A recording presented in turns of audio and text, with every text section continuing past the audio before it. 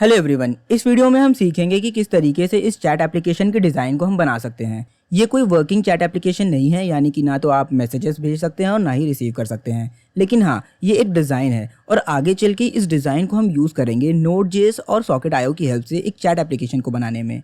ठीक है, यहाँ पर हम सिर्फ इसकी डिज़ाइनिंग करेंगे और इसकी डिज़ाइनिंग के लिए जो लैंग्वेजेस हम यूज़ कर रहे हैं वो है HTML, CSS, जावास्क्रिप्ट और साथ ही साथ यहाँ पर हम CSS के एक प्री प्रोसेसर को यूज़ करेंगे जिसका नाम है Sass। Sass एक प्री प्रोसेसर है जिसकी हेल्प से जो स्टाइलिंग होती है हमारी, उसको करने में हमें स्पीड मिल जाती है और उसका मैनेजमेंट आसान हो जाता है। इन केस अगर आपने Sass को नहीं पढ़ा है या आपको नहीं पता है कि Sass क्या होता है, उसको कैसे यूज़ करते हैं, उसका पूरा कंप्लीट ट्यूटोरियल चाहिए तो आई बटन पे उसका लिंक दिया हुआ है, आप उसको ज़रूर चेकआउट कीजिए और डिस्क्रिप्शन में भी दिया हुआ है। उसके अलावा जो चैट ऐप है हमारा वो रिस्पॉन्सिव भी है, यानी कि मोबाइल स्क्रीन में देखिए कुछ इस तरीके से ऐसा दिखेगा। ये एक हैमबर्गर आइकन आ जाएगा जिस पर अगर आप क्लिक करेंगे तो पीपल वाला जो पोर्शन था, ठीक है, वो दिखाई देने लगेगा। तो चलिए शुरू करते हैं इसको कोड करना। इस वक्त हम चैट ऐप नाम के फोल्डर के अंदर हैं। यहाँ पर हमारे पास एक फोल्डर है आइकन्स नाम का। इसके अंदर दो आइकन्स हमें मिलेंगे, एक है लोगो का, एक है हैमबर्गर का। ठीक है, इसको हम ओपन कर लेते हैं अब VS कोड में। तो ये पूरा फोल्डर चैट ऐप नाम का हमारा ओपन हो गया। ठीक है, इसके अंदर हम दो फाइल बनाएंगे। पहली होगी index.html और उसके बाद एक फोल्डर बनाएंगे स्टाइल्स नाम का। स्टाइल्स वाले फोल्डर के अंदर हम अपनी SCSS फाइल को रखेंगे। तो यहाँ पे index.scss नाम की एक फ़ाइल ले ली हमने। ठीक है, तो सारी स्टाइलिंग हमारी इस फाइल में होगी और SCSS एक एक्सटेंशन होता है या सिंटैक्स स्टाइल होता है। ठीक है, इसके बारे में हम लोगों ने Sass के ट्यूटोरियल में अच्छे से पढ़ा था। अब यहाँ पर हम HTML की बॉयलर प्लेट को मंगा लेते हैं और ये जो टाइटल है हमारा, इसको हम चेंज कर देते हैं TJ Talk। और इसके बाद हम ओपन करेंगे अपना वेब ब्राउज़र। यहाँ पर हम लिखेंगे fonts.google.com। तो यहाँ पर हम गूगल फॉन्ट्स यूज़ करेंगे। तो दो फॉन्ट हमें सेलेक्ट करना है। पहली है पॉपिंस, जिसमें जो रेगुलर 400 है वो हम यूज़ करने वाले हैं। यहाँ पे सेलेक्ट स्टाइल कर लिया। और दूसरी फॉन्ट है बलू 2, तो उसका नाम है BALOO बलू 2। तो इसको हम यूज़ करेंगे। इसको थोड़ा सा हम बोल्ड यूज़ करना चाहते हैं तो मीडियम 500 सेलेक्ट करेंगे। तो ये दो फॉन्ट सेलेक्ट हो गई है और उसके लिए ये लिंक टैग है। तो इस लिंक टैग को हम कॉपी कर लेंगे अपने HTML में और यहाँ पे हेड के अंदर पेस्ट कर देंगे। तो इससे क्या होगा कि हम इन दोनों फॉन्ट को यूज़ कर पाएंगे। तो अगर यहाँ पर हम लिंक टैग को पढ़ें तो यहाँ पे देखिए बलू 2 नाम की फॉन्ट ऐड हुई है और पॉपिंस नाम की फॉन्ट ऐड हुई है। तो अब हम HTML कोड लिखना शुरू करते हैं। सबसे पहले हम लेंगे एक मेन टैग। मेन टैग के अंदर हमारा चैट ऐप रहेगा पूरा। ठीक है, पूरा का पूरा चैट ऐप मेन टैग में रहेगा। तो सबसे पहले हम बनाएंगे हेडर। तो इसके लिए हमने ले लिया है एक हेडर टैग। हेडर टैग के अंदर हम सबसे पहले एक डिव लेंगे जिसकी क्लास हम दे देंगे टाइटल। ठीक है, तो इसके अंदर दो चीज़ें रहेंगी। पहली एक इमेज, यानी कि जो हमारी लोगो है, तो लोगो है हमारी आइकन्स के अंदर और logo.svg नाम है और इसकी एक विड्थ दे देंगे हम 35 पिक्सल। और इसके बाद एक H1 टैग ले लेते हैं। हमने यहाँ पर हेडिंग दे दी TJ Talk। ठीक है, तो ये तो हो गया हमारा टाइटल। इसके बाद एक बटन ले लेते हैं, जो हैमबर्गर बटन आपने देखा था जब इसको रिस्पॉन्सिव बनाएंगे। ठीक है, तो वहाँ पर ये बटन काम आएगा। तो इसका जो टाइप है वो हम दे देते हैं बटन। ठीक है, और इसके बाद इसके अंदर हम करेंगे क्या, एक इमेज रख देंगे और इमेज हमारी आइकन्स के अंदर hamburger.svg है और इसकी विड्थ दे देंगे हम 50 पिक्सल। तो हेडर के लिए हमारा HTML कंप्लीट हो गया है। इसको अब हम ओपन कर लेते हैं। तो देखिए कुछ इस तरीके से हमें आउटपुट देखने को मिल रहा है। फिलहाल यहाँ पे देखिए एक आइकन आ गया है, हेडिंग है और एक बटन टैग है। अब यहाँ पर हम चलते हैं ज़रा गूगल फॉन्ट पे और ये जो फॉन्ट है इनको अप्लाई करने के लिए जो CSS है इसको हम कॉपी कर लेते हैं। ठीक है, और यहाँ पर वापस आते हैं, इस चैट ऐप को क्लोज कर देते हैं इस फोल्डर को और यहाँ पे ये जो एडिटर है हमारा यहाँ पे पेस्ट कर देंगे हम। ठीक है, एक बार हम चल के ज़रा SCSS वाले फोल्डर को देख लेते हैं। ये जो स्टाइल्स वाला फोल्डर है, देखिए यहाँ पे क्लिक किया तो देखिए यहाँ पे दिख रहा है। ठीक, अब हम क्लिक करेंगे वॉच Sass पे। तो जैसे ही हम इस पर क्लिक करेंगे तो हमारा जो कंपाइलर है वो एक्टिवेट होगा और ये जो फोल्डर ओपन है चैट ऐप नाम का, उसके अंदर जितनी भी SCSS की फाइल होंगी या Sass फाइल होंगी उनको कन्वर्ट करेगा और उनके लिए एक CSS फाइल जनरेट करेगा। तो देखिए दो फाइल जनरेट हो गई, एक है index.css और एक है index.css.map। ये फाइल कैसे जनरेट होती है, क्यों जनरेट होती है, क्या होती हैं, इन सभी चीज़ों के बारे में हम लोग बात कर चुके हैं पहले ही ट्यूटोरियल में। ठीक है, तो फिलहाल इसको कमेंट आउट मार देते हैं और यहाँ पर हम कोड करना शुरू करेंगे। तो सबसे पहले हम यूनिवर्सल सेलेक्टर लेंगे और यहाँ पे मार्जिन हमने कहा सभी टैग की 0 कर दो, पैडिंग 0 कर दो और बॉक्स साइजिंग को कर दो बॉर्डर बॉक्स। और उसके अलावा हम चाहते हैं सभी टैग की जो फॉन्ट फैमिली है वो हो जाए पॉपिंस। ठीक है, तो इसको हम कॉपी करके यहाँ पे पेस्ट कर देते हैं और यहाँ पे जो बॉक्स साइजिंग बॉर्डर बॉक्स है इसका मतलब ये है कि जो भी एलिमेंट को हम विड्थ देंगे या हाइट देंगे उसी के अंदर पैडिंग अप्लाई हो। पैडिंग अप्लाई करने पर जो विड्थ है हमारी वो चेंज ना हो। अब हम HTML फाइल के अंदर यहाँ पर हेड के अंदर एक लिंक टैग लेंगे और स्टाइल्स के अंदर जो index.css फाइल है उसको हम यहाँ पे लिंक कर देंगे, यानी कि ये जो SCSS है उसकी जो CSS फाइल जनरेट हुई है उसको हम लिंक कर देंगे। हम काम सारा SCSS वाली फाइल पे करते हैं लेकिन जो लिंकिंग होती है वो CSS फाइल की होती है। तो देखिए ब्राउजर को रिफ्रेश करने पे हमें कुछ इस तरीके से आउटपुट दिख रहा है। मार्जिन वगैरह, एक्स्ट्रा पैडिंग वगैरह सब हट गई है और फॉन्ट भी चेंज हो गई है। अब इसके बाद यहाँ पर हम 4 वेरिएबल्स को लेंगे जिसके अंदर हम अलग अलग कलर्स को स्टोर करेंगे। तो पहला वेरिएबल है लाइट ब्लू, इसके अंदर हम कलर का कोड असाइन कर देते हैं। ठीक है, तो ये कलर का कोड है जिसको हम यूज़ करेंगे। इसके बाद है लाइट ग्रे, जिसमें हम लाइट ग्रे कलर का कलर कोड लिख देंगे। और इसके बाद डार्क ग्रे कलर का जो कलर कोड है वो हम असाइन कर देंगे एक डार्क ग्रे नाम के वेरिएबल में। फिर वाइट का कलर कोड जो कि है FFFFF, ठीक है, तो इसको हम अप्लाई कर देंगे वाइट नाम के वेरिएबल में। तो ये 4 वेरिएबल्स हैं जिनको हम आगे चल के लेआउट में यूज़ करेंगे कलर्स के लिए। तो इन केस अगर आगे चल के हमें कलर पैटर्न्स को चेंज करना होगा तो हम सीधा वेरिएबल की जो वैल्यू है उसको चेंज कर देंगे। ठीक है, तो हर जगह पे जो कलर है वो चेंज हो जाएगा। अब एक हमने वेरिएबल ले लिया है फॉन्ट हेडिंग नाम का, इसके अंदर ये जो baloo2 कर्सिव है इसको हम स्टोर करा लेते हैं। तो जहाँ पे भी हमें हेडिंग अप्लाई करना होगा हम इस वेरिएबल को असाइन कर देंगे और आगे चल के कभी हमें हेडिंग चेंज भी करनी हुई तो इस वेरिएबल की वैल्यू को बस चेंज कर देंगे। तो baloo2 यहाँ पे वेरिएबल में जब हम चेंज करेंगे तो हर जगह पे जो फॉन्ट होगी हमारी वो चेंज हो जाएगी। एक f साइज नाम का वेरिएबल ले लिया है जिसकी वैल्यू हमने दे दी है 16 पिक्सल। ठीक है, इसको भी हम आगे चल के यूज़ करेंगे। और उसके अलावा ये जो पॉपिन सैंस सेरिफ है ना, ये टेक्स्ट के लिए हम यूज़ करना चाहते हैं तो इसको भी आप चाहें तो एक वेरिएबल में स्टोर कर लें, जिससे अगर मान लीजिए पॉपिन्स फॉन्ट को आपको चेंज करना है टेक्स्ट के लिए कि कोई और फॉन्ट यूज़ करना चाहते हैं तो सीधा वेरिएबल में जो है वैल्यू चेंज कर दीजिए। तो और यहाँ पे देखिए फॉन्ट फैमिली में हमने सीधा वेरिएबल को असाइन कर दिया।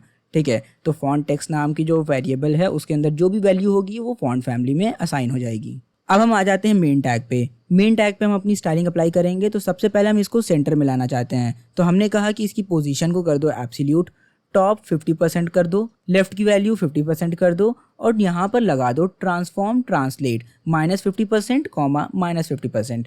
ठीक है, इन 4 लाइन के कोड से होगा क्या कि जो भी एलिमेंट है हमारा, जैसे मेन टैग है या कोई भी टैग पे आप ये 4 लाइन का कोड लिखेंगे तो वो चीज़ सेंटर में आ जाएगी स्क्रीन के। आप स्क्रीन को कितना भी छोटा बड़ा करेंगे वो हमेशा सेंटर में रहेगा हर एंगल से। यहाँ पे देखिए ब्राउज़र में ये जो हमारा ये पोर्शन है हमारा, ठीक है, ये देखिए सेंटर में आ गया। आप चाहे हॉरिजॉन्टली देख लें चाहे वर्टिकली, ये सेंटर में है एकदम। अब इसके बाद हम मेन टैग में दे देंगे विद जो कि है 80% और यहाँ पे जो इसका ओवरफ्लो है वो हम कर देंगे हिडन, यानी कि इसकी विद से बाहर कोई भी चीज़ जाए तो वो हिडन हो जाए, यानी कि वो दिखाई नहीं दे। ठीक है, अब मेन टैग के अंदर हमें हेडर टैग को टारगेट करना है। तो मेन टैग के अंदर जो हेडर टैग है उसको टारगेट करने के लिए यहाँ पर हम एंटर प्रेस करेंगे और लिखेंगे सीधा हेडर टैग। ठीक है, ये क्या करेगा, मेन के अंदर हेडर टैग को टारगेट करेगा। इसे हम नेस्टिंग कहते हैं, इसके बारे में भी हम लोगों ने सास ट्यूटोरियल में पढ़ा था। ठीक है, तो यहाँ पर हमने कहा हेडर का जो बैकग्राउंड कलर है वो लाइट ब्लू कर देना। उसके अलावा जो टेक्स्ट का कलर है वो हो जाएगा यहाँ पे $वाइट, यानी कि वाइट वाला वेरिएबल। ठीक है, तो वाइट का कोई शेड हमें अगर चेंज करना होगा तो उस वेरिएबल में हम वैल्यू चेंज कर सकते हैं। उसके अलावा हमने पैडिंग यहाँ पे अप्लाई कर दी है, 7 पिक्सल टॉप और बॉटम है और 20 पिक्सल लेफ्ट और राइट। तो यहाँ पे देखिए ब्राउजर को रिफ्रेश करने पे कुछ इस तरीके से हमें आउटपुट देखने को मिल रहा है। बैकग्राउंड कलर अप्लाई हो गया, विद 80% हो गई है, पैडिंग अप्लाई हो गई और टेक्स्ट का जो कलर है वो भी चेंज हो गया है। इसके बाद हम टारगेट करेंगे div.title को, यानी कि वो div जिसकी क्लास टाइटल है। तो इसके अंदर 2 चीज़ें हैं। अब इन्हें रो वाइज या कॉलम वाइज अरेंज करने के लिए हम यहाँ पे यूज़ करेंगे डिस्प्ले फ्लेक्स प्रॉपर्टी। तो यहाँ पर हमने लिखा डिस्प्ले फ्लेक्स। हम चाहते हैं फ्लेक्स डायरेक्शन आप कर दो रो, यानी कि ये दोनों एक रो में आए, एक लाइन में आए। ठीक है, अलाइन आइटम्स कर दो सेंटर, वर्टिकली दोनों चीज़ें एकदम सेंटर में आनी चाहिए। और हॉरिजॉन्टल स्पेसेस के लिए यहाँ पर हम यूज़ करेंगे जस्टिफाई कंटेंट, इसको हम दे देंगे फ्लेक्स स्टार्ट। ठीक है, तो फ्लेक्स स्टार्ट से क्या होगा, इसमें स्पेसेस नहीं आएंगी बल्कि एक के बाद एक एलिमेंट बस प्लेस हो जाएगा। अब देखिए फ्लेक्स बॉक्स का जो ये कोड है इसको हम कई जगहों पे यूज़ करने वाले हैं। ठीक है, तो इस कोड को बार बार लिखने के बजाय हम इसको मिक्सिन में यूज़ कर सकते हैं। तो मिक्सिन सैस का ऐसा फीचर है जिसके अंदर हम उन चीज़ों को या उन कोड्स को लिखते हैं जो हमें बार बार रिपीटेडली यूज़ करने होते हैं। तो यहाँ पर देखिए हमने मिक्सिन डिक्लेयर किया, हमने कहा @मिक्सिन। उसके बाद मिक्सिन का एक नाम, आप कुछ भी नाम दे सकते हैं, तो हमने इसका नाम दिया है फ्लेक्सिंग। अब इसके अंदर हम करेंगे क्या, ये जो डिस्प्ले फ्लेक्स और ये सारा जो कोड है ये 4 लाइन का, इसको उठाकर यहाँ पर हमने पेस्ट कर दिया।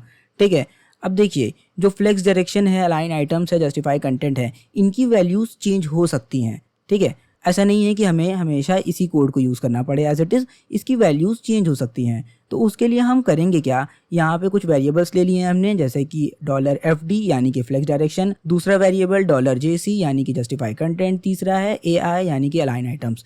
अब जो ये जो flex direction, align item, justify content है, उनकी जगहों पे वैल्यू लिखने के बजाय इन वेरिएबल्स को लिख देते हैं।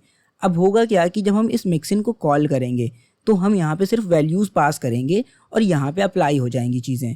फॉर एग्जांपल यहाँ पे देखिए div.title में आ गए, हमने कहा @include, हमने कहा फ्लेक्सिंग नाम की जो मिक्सिन है उसको इंक्लूड करो और उसके अंदर 3 चीज़ें पास कर दो। पहली वैल्यू पास कर दो रो यानी कि फ्लेक्स डायरेक्शन में, यानी कि FD नाम के वेरिएबल में स्टोर हो जाएगा रो। उसके बाद जस्टिफाई कंटेंट में स्टोर हो जाएगा फ्लेक्स स्टार्ट, और अलाइन आइटम्स में जो कि लास्ट वाला है उसमें स्टोर हो जाएगा सेंटर। अब इससे होगा क्या कि जो मिक्सिन के अंदर लिखा हुआ कोड है फ्लेक्स बॉक्स का, वो इन वैल्यूज के साथ यहाँ पे अप्लाई हो जाएगा div.title में। और देखिए लेआउट को रिफ्रेश करने पे कुछ इस तरीके से आउटपुट मिल रहा है। जो आइकन है हमारा और जो H1 टैग है वो एक रो में आ गए हैं, उन पर जो फ्लेक्स बॉक्स की प्रॉपर्टीज थी वो अप्लाई हो गई। अब इसके बाद अगर हम बात करें हेडर टैग की, तो हेडर टैग के 2 चाइल्ड हैं, ठीक है, एक ये वाली डिव और उसके बाद ये जो बटन है वो, ठीक है। तो इन बटन को और टाइटल के बीच में हमें स्पेसेस चाहिए और इन दोनों को हमें एक रो में लाना है। तो यहाँ पर हम करेंगे क्या कि हेडर टैग पे अप्लाई करेंगे फ्लेक्सिंग। तो यहाँ पर हम इस कोड को कर लेते हैं कॉपी और ऊपर पेस्ट कर देते हैं। यहाँ पर हमें बस जस्टिफाई कंटेंट की वैल्यू कर देना है स्पेस बिटवीन, ठीक है, बाकी की चीज़ें सेम रहेगी। यानी कि हम चाहते हैं कि दोनों एक रो में आ जाएं, जो अलाइन आइटम्स है वो सेंटर रहे और जस्टिफाई कंटेंट स्पेस बिटवीन हो जाए। तो देखिए कुछ इस तरीके से हमारा आउटपुट आ रहा, ठीक है। दोनों चीज़ें अलग अलग रो में थी तो अब एक लाइन में आ गई हैं, उसके अलावा स्पेस बिटवीन की वजह से स्पेसेस आ गई हैं और वर्टिकली ये दोनों सेंटर में एकदम। इसके बाद हम आ जाते हैं मेन टैग पे। यहाँ पर जो बॉर्डर रेडियस है वो हम कर देंगे 10 पिक्सल, यानी कि जो कॉर्नर्स हैं वो थोड़े से राउंडेड हो जाएं, ठीक है। तो हम चलते हैं अपने लेआउट पर और इसको किया रिफ्रेश, तो देखिए कॉर्नर्स थोड़े से कर्व हो गए, ठीक है। अब हम आ जाते हैं वापस और यहाँ पे div.title के अंदर जो H1 टैग है, यानी कि जो हमारी हेडिंग है जिसके अंदर लिखा है TJ Talk, तो उसको हम टारगेट करेंगे और उस पर कुछ चीज़ें अप्लाई करेंगे। तो div.title के अंदर जो H1 टैग है उसको हमने टारगेट किया, हमने कहा फॉन्ट फैमिली, यहाँ पर हमने वेरिएबल अप्लाई कर दिया फॉन्ट हेडिंग नाम का। फिर हम फॉन्ट साइज़ चेंज कर देंगे, इसको हम कर देते हैं 32 पिक्सल और इसके बाद मार्जिन लेफ्ट, यानी कि लेफ्ट साइड से थोड़ी सी स्पेसेस हम चाहते हैं 10 पिक्सल, ठीक है। अब आ जाते हैं इधर, इसको किया रिफ्रेश, तो देखिए फॉन्ट चेंज हो गई, लेफ्ट साइड थोड़ी सी स्पेसेस आ गई और उसके अलावा यहाँ पे जो फॉन्ट साइज़ था वो भी चेंज हो गया है। div.title पे जो CSS हमें लगानी थी हम लगा चुके हैं। अब हम टारगेट करेंगे हेडर के अंदर जो बटन टैग है उसको। तो यहाँ पर हमने सीधा टाइटल के बाहर लिख दिया बटन टैग, इसका हम बैकग्राउंड कलर ट्रांसपेरेंट कर रहे हैं, बॉर्डर को रन कर देते हैं और जो आउटलाइन है उसको भी हम कर देंगे नन। अब चलते हैं अपने लेआउट पे, इसको किया रिफ्रेश, तो देखिए बैकग्राउंड कलर चेंज हो गया, बॉर्डर नहीं दिख रहा है हमें और साथ ही साथ इसको क्लिक करने पर जो आउटलाइन आती थी वो नहीं आएगी। अब जो ये हेडर टैग है इसको हम कर देते हैं कोलैप्स, ठीक है, क्योंकि हम जो ये कोडिंग थी इसको कंप्लीट कर चुके हैं। और इधर जो राइट साइड में CSS का कोड था हेडर का, इसको भी हम कर देते हैं कोलैप्स, ठीक है। अब इसके नीचे हम करेंगे क्या, जो हमारा बाकी का कोड है उस पर CSS स्टाइलिंग करेंगे। तो यहाँ पर हमने किया क्या कि हेडर के बाद एक डिव ले ली है, हमने कहा कि इस डिव की क्लास दे दो कंटेनर, ठीक है। अब इस कंटेनर वाली डिव के 2 पार्ट होंगे, पहले पार्ट में यूज़र विंडो रहेगी, तो हमने कहा एक डिव ले लो जिसकी क्लास रहे यूज़र विंडो, ठीक है। और इसके बगल में एक और डिव है जिसके अंदर जो हमारी चैट विंडो रहेगी, ठीक है। तो हमने कहा एक और डिव ले लो जिसकी क्लास होगी चैट विंडो, ठीक है। ये इतनी क्लासेस इसीलिए दे रहे हैं जिससे जो CSS है वो अच्छे से अप्लाई कर सकें। तो ये यूज़र्स विंडो होगा, ठीक है। तो हमने यूज़र के बाद S जोड़ दिया। अब इसके अंदर हमने एक और डिव ले ली, तो सबसे पहले जो यूज़र्स विंडो है हम उसी पे काम करेंगे।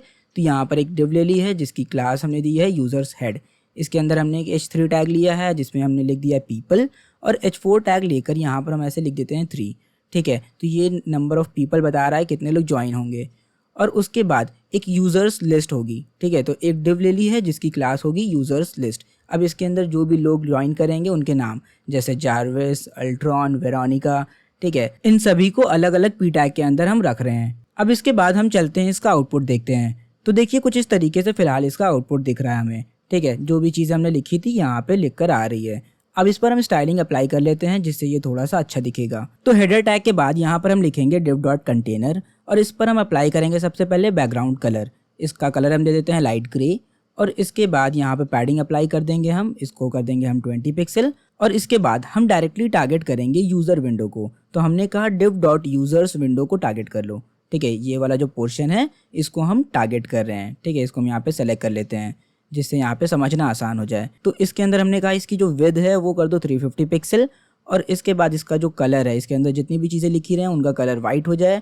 बैकग्राउंड कलर इस डिव का कर दो डार्क ग्रे, और उसके अलावा यहाँ पर हम पैडिंग अप्लाई कर देते हैं, और इसके बाद हम अप्लाई कर देंगे बॉर्डर रेडियस, जिससे जो कॉर्नर्स हैं वो थोड़ा सा कर्व हो जाएंगे। और इसके बाद हम चलते हैं अपने वेब ब्राउजर पर, इसको किया रिफ्रेश, तो देखिए जो कंटेनर वाली डिव थी हमारी उस पर बैकग्राउंड कलर अप्लाई हो गया है और पैडिंग अप्लाई हो गई है, और जो यूजर्स विंडो वाली डिव थी उस पर बैकग्राउंड कलर अप्लाई हो गया है और टेक्स्ट का जो कलर था वाइट हो गया है, और उसके अलावा पैडिंग अप्लाई हो गई है और बॉर्डर रेडियस की वजह से कॉर्नर्स थोड़े से कर्व हो गए हैं। अब इसके बाद यूजर्स विंडो के अंदर ये जो यूजर्स हेड वाली डिव है इसको हम टारगेट करेंगे। तो यहाँ पर हमने यूजर्स विंडो वाली डिव के अंदर लिखा div डॉट यूजर हेड, ठीक है। यूजर्स जो हेड हैं उनके अंदर इंक्लूड कर दो फ्लेक्सिंग, और यहाँ पर वैल्यू दे देते हैं हम रो, इसके बाद स्पेस बिटवीन, और जो अलाइन आइटम से सेंटर, ठीक है। तो जस्टिफाई कंटेंट यहाँ पे स्पेस बिटवीन है, ठीक है। तो होगा क्या, जो H3 टैग और जो H4 टैग है ये दोनों एक रो में आ जाएंगे और इनके बीच में स्पेसेस आ जाएंगी। तो देखिए जैसे हमने लेआउट को रिफ्रेश किया, ये दोनों एक रो में आ गए, एक लाइन में आ गए, कुछ भी कह लीजिए आप,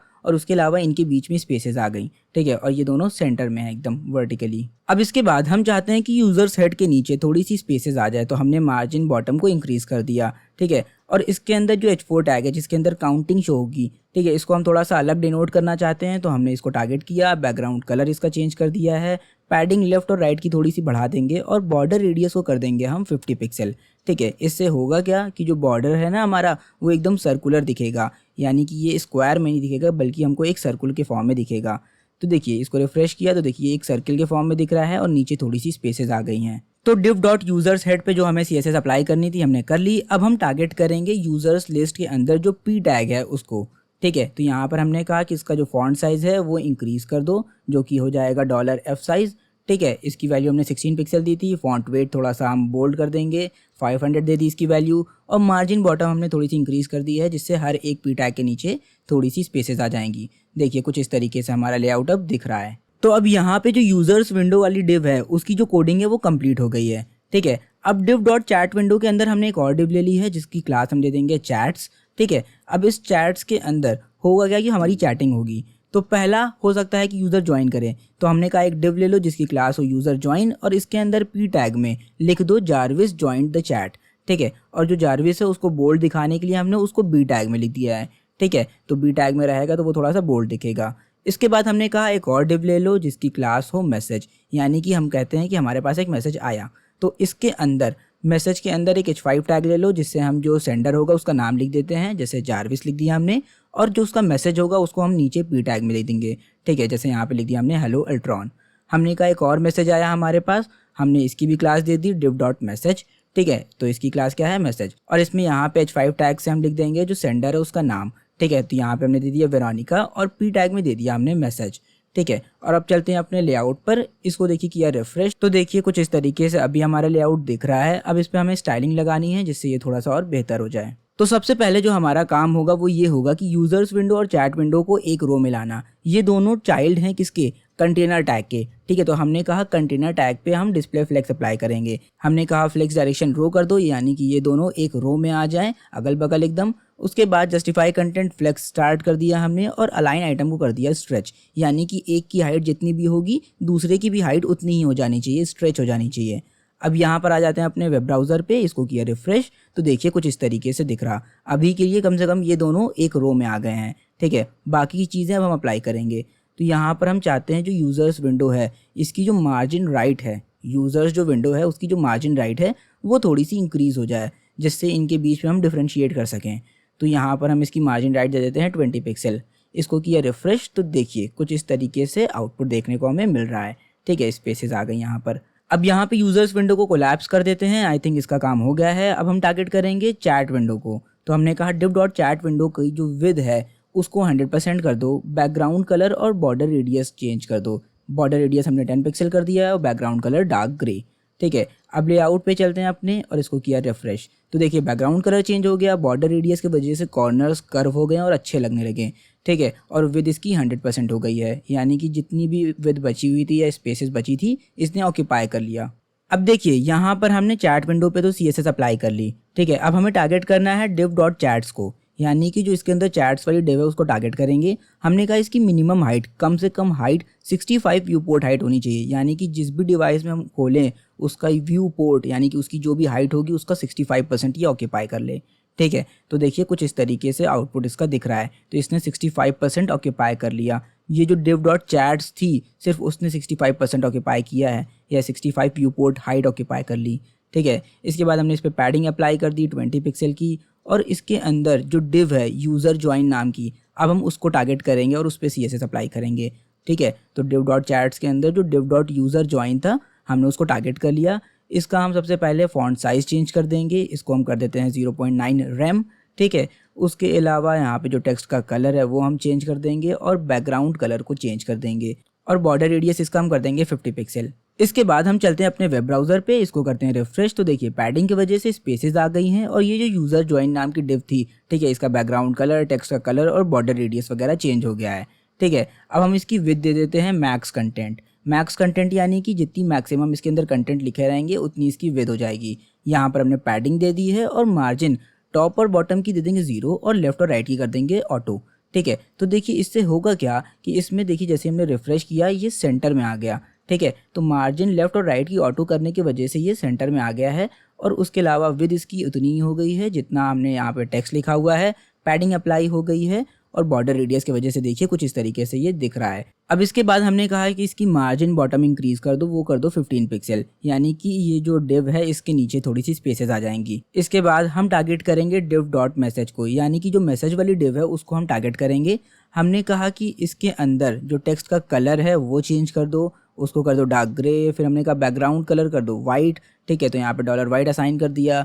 हमने कहा कि पैडिंग यहाँ पे अप्लाई कर दो 5 पिक्सल की, टॉप और बॉटम, लेफ्ट और राइट की 15 पिक्सल, और जो मैक्सिमम विड्थ है यानी कि ज़्यादा से ज़्यादा इसकी जो विड्थ हो वो हो जाए 400 पिक्सल। ठीक है, इससे ज़्यादा नहीं होनी चाहिए भले कितना भी कंटेंट आप लिखो। हमने कहा कि इसके बाद मार्जिन बॉटम अप्लाई कर दो 15 पिक्सल, यानी कि इसके नीचे स्पेसेस आ जाएँ। ठीक है, तो हम चलते हैं लेआउट पे, इसको किया रिफ्रेश। तो देखिए ये जो मैसेज वाली div थी इनके नीचे स्पेसेस आ गई हैं, बैकग्राउंड कलर चेंज हो गया है, टेक्स्ट का कलर चेंज हो गया है, पैडिंग अप्लाई हो गई है। ठीक है, अब इसका जो बॉर्डर रेडियस है हमने कहा टॉप लेफ्ट बॉर्डर जो है, जो बॉर्डर का कर्व है वो हो जाए 10 पिक्सल, फिर टॉप राइट वाला हो जाए 50 पिक्सल, फिर बॉटम राइट वाला हो जाए 50 पिक्सल, और बॉटम लेफ्ट वाला हो जाए 10 पिक्सल। ठीक है, ये 4 वैल्यूज़ हैं चारों साइड्स के लिए अलग अलग। ठीक है, फिर हमने कहा कि इस मैसेज वाली div के अंदर जो p टैग है उसको टारगेट करो, और उसका जो फॉन्ट साइज़ है वो f साइज़ कर दो, जो कि है 16 पिक्सल। तो देखिए लेआउट पर आकर हमने जब इसको रिफ्रेश किया तो ये ऐसा दिख रहा है। ठीक है, तो बॉर्डर रेडियस की जो 4 वैल्यूज़ हमने दी है उसके वजह से इसमें डिफरेंस आ रहा है, और फॉन्ट साइज़ भी देखिए इंक्रीज़ हो गया है। नेक्स्ट हम बात कर लेते हैं मैसेज वाली div की। तो मैसेजेस 2 तरह के होते हैं, एक होता है इनकमिंग और एक होता है आउटगोइंग। तो हमने दोनों में एक एक क्लास दे दी, एक में इनकमिंग और एक में आउटगोइंग। तो इनकमिंग वाले की जो पोजीशन है वो ठीक है, बस हमें आउटगोइंग की पोजीशन ठीक करनी है। तो हमने कहा div डॉट आउटगोइंग को टारगेट करो। ठीक है, div डॉट मैसेजेस दोनों में कॉमन थे तो उसको हमने अप्लाई कर दिया स्टाइलिंग। हमने कहा आउटगोइंग वाले में जो मार्जिन लेफ्ट है उसको कर दो ऑटो। तो होगा क्या कि देखिए इसकी जो लेफ्ट साइड की स्पेसेस थी वो ढेर सारी बढ़ गई, और ये आके राइट साइड पे सेट हो गया। ठीक है, अब हमें करना क्या होगा, इसका जो बॉर्डर रेडियस है उसको ठीक करना होगा। ठीक है, तो यहाँ पर हमने कहा कि इसका टेक्स्ट का कलर कर दो वाइट, बैकग्राउंड कलर यहाँ पर हम यूज़ करेंगे लाइट ब्लू। उसके अलावा यहाँ पर हम बॉर्डर रेडियस की वैल्यू चेंज कर देते हैं। ठीक है, तो यहाँ पर बस वैल्यूज़ को हम शफल कर रहे हैं, जहाँ पर ऊपर हमने 10 पिक्सल दिया था उसको हम 50 कर दे रहे हैं, और जहाँ पे 50 दिया था उसको हम 10 कर दे रहे हैं। ठीक है, तो यहाँ पे इसको करेंगे अब हम रिफ्रेश। तो देखिए कुछ इस तरीके से हमें आउटपुट देखने को मिल रहा। ठीक है, अब ये जो टेक्स्ट की प्लेसमेंट है इसको हम टेक्स्ट अलाइन राइट कर लेते हैं, जिससे ये थोड़ा सा इधर राइट साइड पे आ जाए। तो यहाँ पर हम बॉर्डर रेडियस के नीचे लिख देते हैं टेक्स्ट अलाइन राइट। ठीक है, अब चलते हैं अपने ब्राउजर पे, इसको किया रिफ्रेश। तो देखिए अलाइनमेंट चेंज हो गया। ठीक है, तो इतना पोर्शन जो div डॉट चैट्स का था वो एकदम कंप्लीट हो गया है। अब हमें नीचे जो इनपुट टैग है और जो बटन टैग है उसकी प्लेसमेंट करनी है। अब यहाँ पर हम div डॉट चैट्स को कोलैप्स कर देते हैं। ठीक है, इसके नीचे हम एक div ले लेंगे, हमने कहा div डॉट यूज़र इनपुट। इसके अंदर 2 चीज़ रखेंगे, एक हमारी इनपुट फील्ड होगी जिसके अंदर हम अपना मैसेज टाइप करेंगे, और एक होगा हमारा बटन। तो यहाँ पर हमने प्लेस होल्डर में लिख दिया है टाइप योर मैसेज। ठीक है, तो ये लिख कर आएगा जब हमने कुछ भी टाइप नहीं किया होगा तब। और बटन टैग में यहाँ पे लिख देते हैं सेंड। ठीक है, तो बटन का नाम है सेंड। अब इसका आउटपुट देख लेते हैं। तो देखिए ब्राउज़र को रिफ्रेश किया तो ये इतना बॉटम पे आ रहा। ये इतने बॉटम पे इसलिए आ रहा है क्योंकि जो div डॉट चैट्स है उसने बहुत सारी स्पेसेस ऑक्यूपाई की हुई है। ठीक है, जो 65 व्यू पोर्ट हाइट हमने दी थी div डॉट चैट्स को, उसके वजह से ये इतना नीचे आ रहा है। ठीक है, क्योंकि इसने हाइट ऑक्यूपाई की इतनी सारी।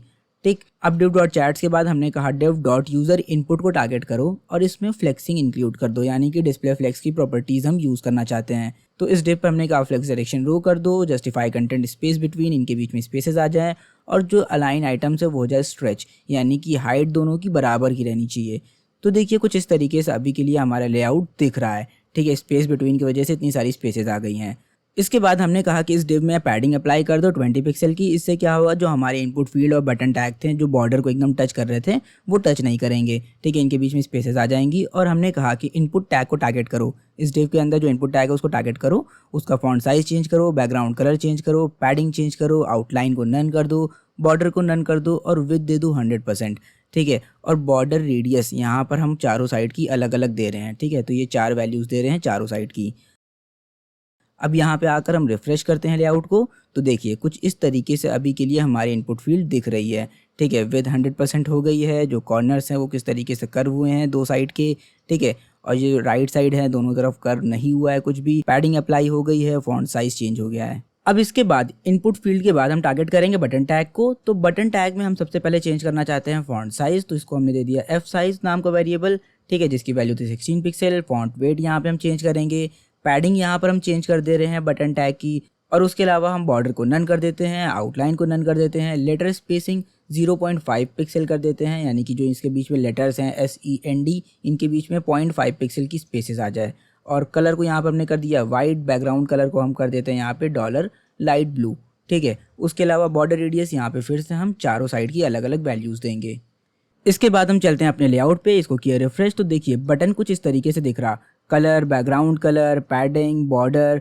ठीक है, तो ये सारी चीज़ें जो बॉर्डर रेडियस वगैरह था, आउटलाइन वगैरह था, तो सारी चीज़ें एकदम जिस तरीके से हमने अप्लाई की थी उस तरीके से अप्लाई हो गई यहाँ पे। और हाँ, यहाँ पे जो फॉन्ट वेट है इसको थोड़ा सा और बोल्ड कर देते हैं, तो यहाँ पर हमने इसको कर दिया 600। ठीक है, तो इधर आते हैं, इसको रिफ्रेश किया, तो देखिए इस तरीके से जो टेक्स्ट है हमारा वो थोड़ा सा ज़्यादा बोल्ड हो जाएगा। अब बात आती है रिस्पॉन्सिव लेआउट की, यानी कि जब इसको हम छोटा करेंगे स्क्रीन को तो ये कैसा दिखेगा। तो देखिए फिलहाल तो ये किस तरीके से दिख रहा है, कोलैप्स हो जा रहा है। ठीक है, तो ये लेआउट पूरा ख़राब हो जा रहा है हमारा। अब हमें इसको ठीक करना है। यहाँ पे जो बाकी का कोड है सबसे पहले इसको पूरा कोलैप्स कर देते हैं। ठीक है, हमें इसकी ज़रूरत नहीं है, हमें इसे नहीं देखना है। और इसके बाद यहाँ पर हम मीडिया क्वेरी लिखेंगे, हमने कहा @media, हमने कहा हमें टारगेट करना है स्क्रीन को। कब टारगेट करना है, जब मैक्सिमम विड्थ हो 900 पिक्सल, यानी कि 900 पिक्सल जितनी अगर स्क्रीन होगी तो ये कोड एक्टिवेट हो जाएगा। तो हमने कहा मेन टैग की जो विड्थ है वो कर दो 95%। ठीक है, अभी तक क्या था, ये 80% 85% ऑक्यूपाई कर रहा था। जब 900 पिक्सल जितना जाएगा तो ये क्या करेगा, 95% ऑक्यूपाई करेगा। देखिए कुछ इस तरीके से। ठीक है, तो स्क्रीन का साइज जैसे जैसे छोटा होगा इसकी जो विड्थ है वो इंक्रीज़ हो जाएगी 95%। ठीक है, अब बात आती है हैमबर्गर आइकन की। तो हम चाहते हैं जब स्क्रीन साइज़ बड़ा हो तो ये हैमबर्गर ना दिखे, तो इसको कर दिया ऊपर हमने डिस्प्ले नन। ठीक है, और इसको रिफ़्रेश करेंगे। ठीक है, इसको बड़ा कर लेते हैं, यहाँ पे रिफ़्रेश कर लेते हैं, तो देखिए ये गायब हो गया। लेकिन जो स्मॉल स्क्रीन है, यानी कि स्क्रीन जब छोटी हो तो हम चाहते हैं ये दिखे, तो उसके लिए यहाँ पर हम करेंगे क्या कि मेन टैग के अंदर हेडर के अंदर जाएंगे। इसके बाद जो बटन टैग था उसको टारगेट करेंगे, इसको कर देंगे डिस्प्ले ब्लॉक। ब्लॉक करने से क्या होगा, ये दिखने लगेगा। तो इधर आकर रिफ़्रेश करते हैं, तो देखिए जो स्मॉल स्क्रीन है उसमें ये दिखेगा, और अगर स्क्रीन साइज़ हम बढ़ा देंगे तो ये डिस्प्ले नन हो जाएगा वापस। अब इसको कर देते हैं कोलैप्स। ठीक है, और इसके नीचे यहाँ पर जो div डॉट कंटेनर है उसके अंदर div डॉट यूज़र्स विंडो को हम टारगेट करेंगे। ठीक है, सबसे पहले हम इसकी पोजीशन कर देंगे एब्सोल्यूट, इसकी टॉप की पोजीशन हम कर देंगे 0, लेफ्ट साइड से हम चाहते हैं ये 0 पे रहे और विड्थ हो जाए 100%। तो देखिए रिफ़्रेश किया तो कुछ इस तरीके से आउटपुट देखने को मिल रहा है।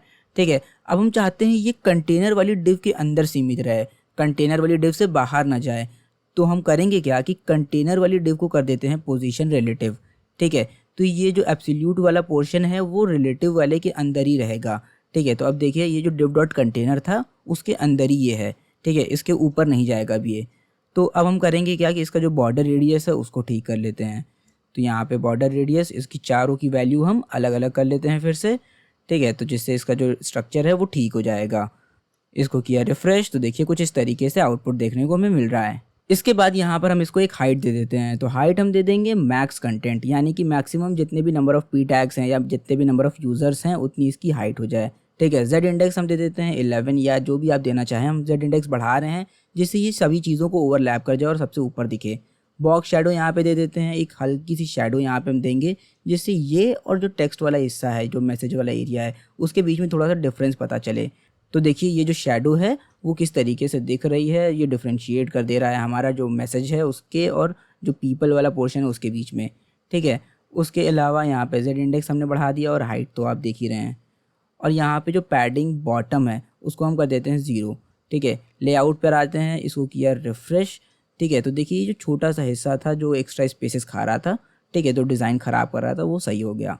और एक लास्ट चीज़ की हम चाहते हैं ये बाय डिफ़ॉल्ट डिस्प्ले नन हो जाए, यानी कि ये दिखना नहीं चाहिए जब स्मॉल स्क्रीन में हम खोलें तब। अब इसके बाद हम जो div डॉट मैसेज है, यानी कि जो मैसेज वाली डिव है उसकी मैक्सिमम विद वो हम थोड़ी सी कम करना चाहते हैं। तो यहाँ पर हम div डॉट चैट विंडो के अंदर, div डॉट चैट्स के अंदर जो div डॉट मैसेज है उसको टारगेट करेंगे। हमने कहा इसकी जो मैक्स विद है उसको कर दो 300 पिक्सल, यानी कि ये थोड़ा सा कम स्पेस और ऑक्यूपाई करे मैक्सिमम। तो फ़ोन के हिसाब से 300 पिक्सल इतना काफ़ी है। हाँ, बड़ी डिवाइसेस में ज़्यादा ऑक्यूपाई करे तो ठीक है, कोई दिक्कत नहीं है, ठीक है। तो छोटे स्क्रीन में ये इतना रहेगा। अब यहाँ पे जो हैमबर्गर आइकन है उसकी जो क्लिक फंक्शनैलिटी है उसके लिए यहाँ पर हम जावास्क्रिप्ट यूज़ करेंगे। तो स्क्रिप्ट टैग को ओपन करेंगे, यहाँ पर हम लिखेंगे वैर, हमें एक वेरिएबल चाहिए जिसकी हेल्प से हम जो यूज़र्स विंडो है उसको एक्सेस कर पाएँ।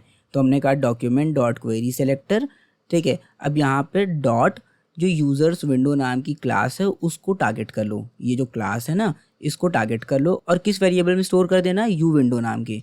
और एक यहाँ पे हमने नीचे फंक्शन बना लिया है शो हाइड नाम का, ये कॉल होगा जब वो बटन क्लिक होगा हैमबर्गर वाला, और ये कंडीशन चेक करेगा कि अगर यू विंडो यानी कि यूज़र्स विंडो डिस्प्ले नन है तो उसे क्या कर दो, डिस्प्ले ब्लॉक कर दो। तो अगर डिस्प्ले नन नहीं होगा तो क्या होगा, तो हम यहाँ पे नीचे एल्स पोर्शन बनाएंगे कि अगर नन नहीं है तो इसका मतलब ब्लॉक है, तो ब्लॉक है तो उसे क्या कर दो, हाइड कर दो, यानी कि डिस्प्ले नन कर दो। तो सिंपल सी कंडीशन है कि अगर नन है तो ब्लॉक कर दो डिस्प्ले, अगर ब्लॉक होगी तो ऑब्वियस सी बात है नन हो जाएगी। और ये जो बटन है इस पर हमने ऑन क्लिक नाम का इवेंट दिया, यानी कि जब इस पर क्लिक करें तो शो हाइड नाम का फंक्शन कॉल हो जाए। अब इधर आ जाते हैं अपने लेआउट पर, इसको किया रिफ्रेश, इस पर क्लिक करेंगे तो कुछ नहीं हुआ, दोबारा क्लिक किया तो देखिए ये फंक्शन कॉल हो गया, ठीक है। तो यहाँ पे देखिए जब रिफ्रेश कर रहे हैं पेज को तो फर्स्ट टाइम में डबल क्लिक करना पड़ रहा है हमें। तो इसको अगर सॉर्ट आउट करना है आपको तो CSS के मुकाबले यहाँ पे जावास्क्रिप्ट में कंडीशन आपको बदलनी पड़ेगी। बाय डिफ़ॉल्ट देखिए CSS में आपने नन किया है ना, तो जावास्क्रिप्ट में यहाँ पे ब्लॉक से चेक कराइए वैल्यू, ठीक है, कंडीशन ब्लॉक के चेक करा लीजिए और यहाँ पे नन कर दीजिए और इसको ब्लॉक कर दीजिए। तो कंडीशन थोड़ी सी बस आपको चेंज करनी पड़ी कि अगर ब्लॉक है तो नन कर दो वरना ब्लॉक कर दो। तो फ़ोन में जब हमारा हैमबर्गर दिखेगा हमें तो इस पर हम जब क्लिक करेंगे तो ये शो या हाइड हो जाएगा। उसके अलावा अगर हम बात करें लैपटॉप में या टैबलेट की बड़ी स्क्रीन पर तो ये कुछ इस तरीके से दिखेगा। एक चीज़ और कि ये जो पी टैग वाला पोर्शन है ये थोड़ा सा हमें अजीब लग रहा है, तो इसको थोड़ा सा हमें काम करते हैं, ठीक कर लेते हैं। यहाँ पर कंटेनर के अंदर आ जाते हैं, कहाँ पे था, चैट्स, नहीं चैट्स में नहीं था, यूज़र विंडो में था, ठीक है। ये जो पी टैग है यहाँ पर इसका जो फॉन्ट वेट है वो हम चेंज कर देते हैं और ये जो फॉन्ट साइज़ है इसको यहाँ पर हम चाहे 0.9 रेम ही यूज़ कर लेते हैं, ठीक है। और जो लेटर की स्पेसिंग है वो 0.5 पिक्सल हम बढ़ा देते हैं। इधर आ जाते हैं, इसको किया रिफ्रेश, तो देखिए अब हमारा जो पूरा लेआउट है वो कंप्लीट हो गया है, अच्छा दिख रहा है। आई होप आपको ये वीडियो पसंद आई हो और इन केस आपको कोई भी दिक्कत हो ज़रूर कमेंट करके पूछिएगा।